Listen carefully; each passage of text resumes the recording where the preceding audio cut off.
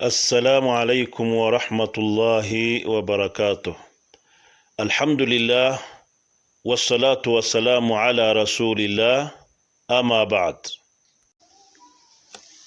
Ikindi nanone nagira ngo turebere hamwe ni zimwe muri huquq cyangwa se mu byangombwa umugore agomba umugabo we n'ibyangombwa umugabo nawe agomba umugore we.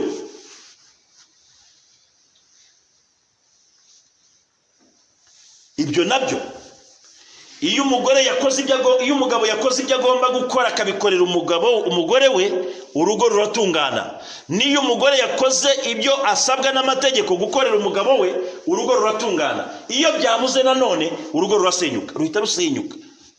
Izi nyigisho uburyo turi kugenda tuziganiraho, turaganira ku byo wakora bigatungana n'ibyo wakwangiza bigapfa.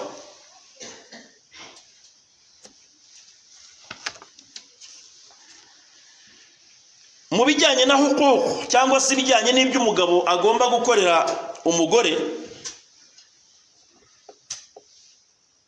baratubwira ngo tawfir al-huquq al-wajiba ma huwa mushtarakun bayna zawjayn. Urwego rumwe mu nzego ebyiri zibana cyangwa se umugore n'umugabo, buri wese agomba kubahiriza ibyo amategeko amusaba kubahiriza mugenzi we, kubera yuko iyo bikozwe neza urugo ruratungana, niyo byangijwe urugo rurasenyuka. Fa huququ zawja min zawjiha imma an takuna maliya au ghayri maliya. Ibijyanye rero n'ibyo umugabo agomba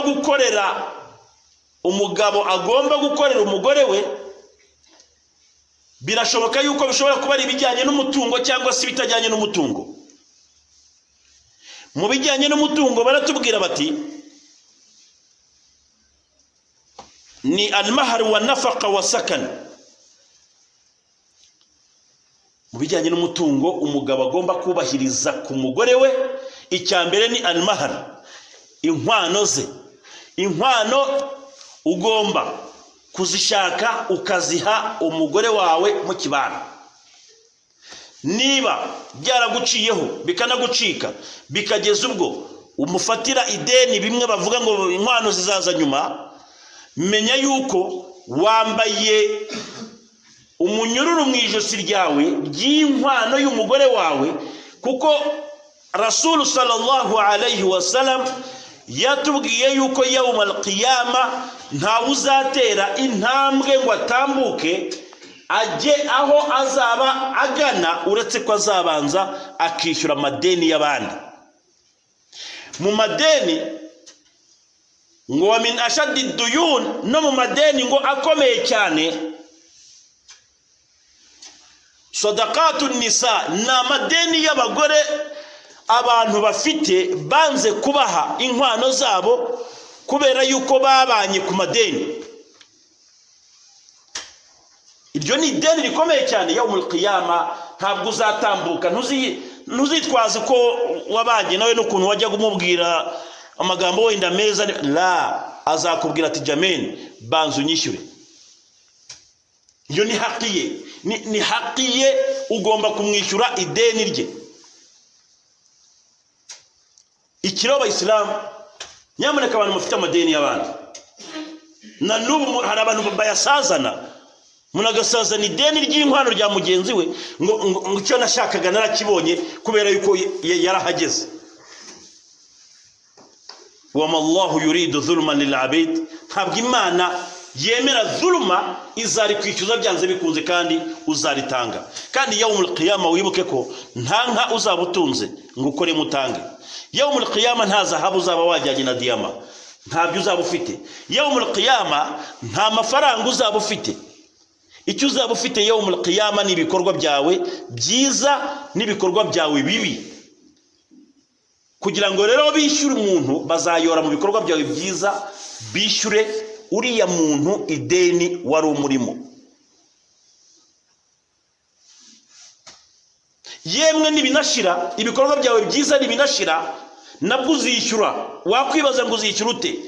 Intumwa y'Imana Muhammad sallallahu alayhi wasallam aravuga ngo abantu bazaba bari kwishyura iby'abandi bari gutanga ibyiza nibi bashirana kubera amadeni menshi bari bafite, ntabwo bizarangirira aho ngaho, ahubwo tuzajya dufata ibibi by'aba bandi bafitiwe amadeni tubiyore tubishyire ku munzani wa wundi wari utunze ideni, maze biba ari bwo bwishyu.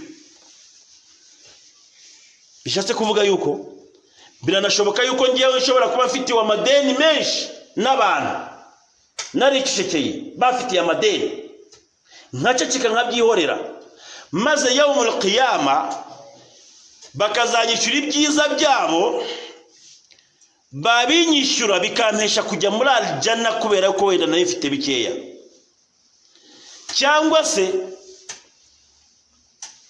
bakazayora mu bibi byanjye babibaha abo bantu bamfitiye amadeni, maze ibibi byanjye bikagabanuka nkabasha kuba nakwigira muri aljana.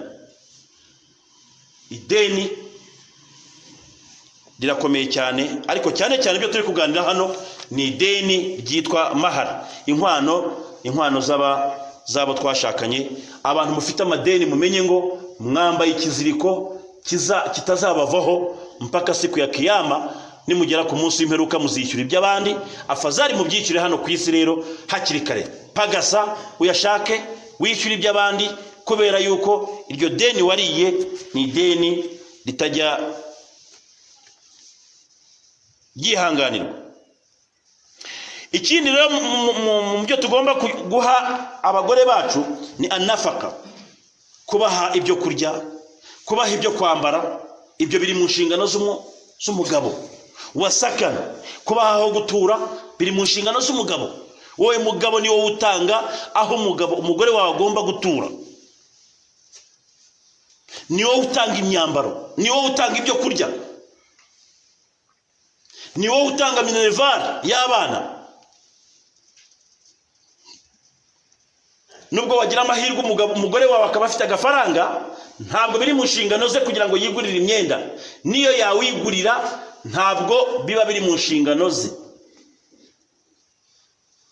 Ariko ujya kumva umuntu rimwe na rimwe n'abasore bacu dufite hano, iyo umubwiye uti tukurangire, arakubwira ngo ariko ngo niba adafite agafaranga ntabwo arashaka agafaranga, arashaka kwigira ahantu bafite agafaranga.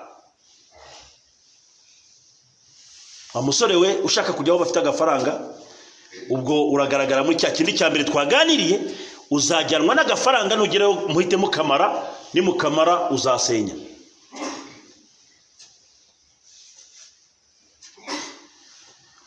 Ibiro biri mu nshingano zacu nk'abagabo kuza kongeraho ibijyanye n'ibitabarirwa mu mutungo, ari byo bise al-mu'asharatu bil ma'ruf wa adamu al-idrar zawja.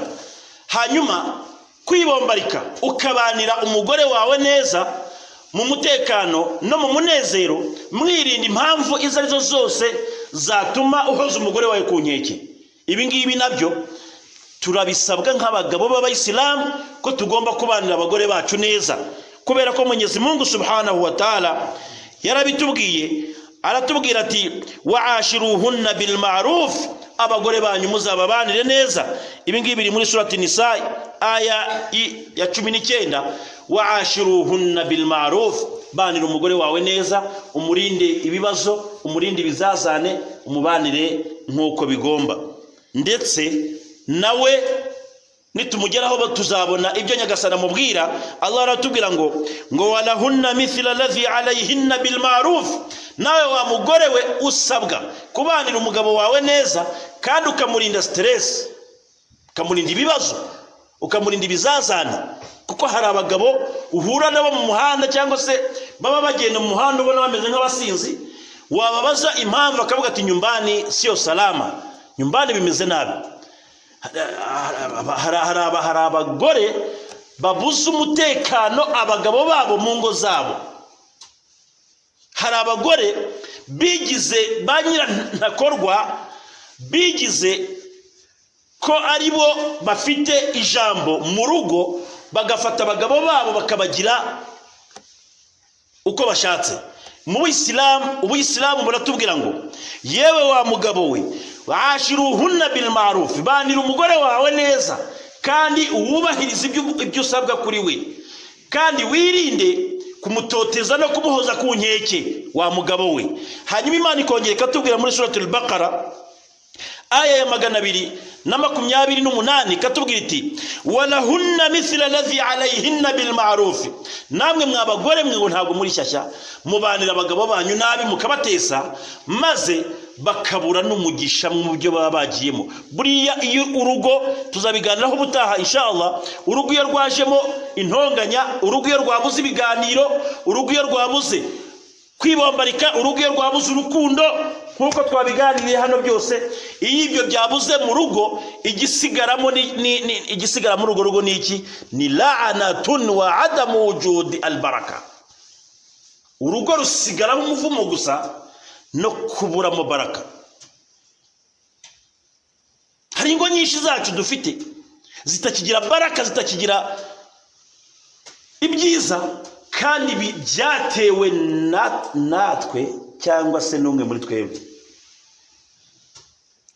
Imana idufashe ubutaha tuzabiganira neza, murebe impamvu zituma abantu bahora baryana, murebe impamvu zituma abantu bahora ku itapi, kandi wenda bafite n'ibyo bakora bifatika, ariko ugasanga umuntu aracuruje umwaka urashize 2 3 uracyacuruza. Uracuruza iki? Bana ncuruza gataro umwaka ugashira, acuruza gataro imyaka 5 igashira gacuruza.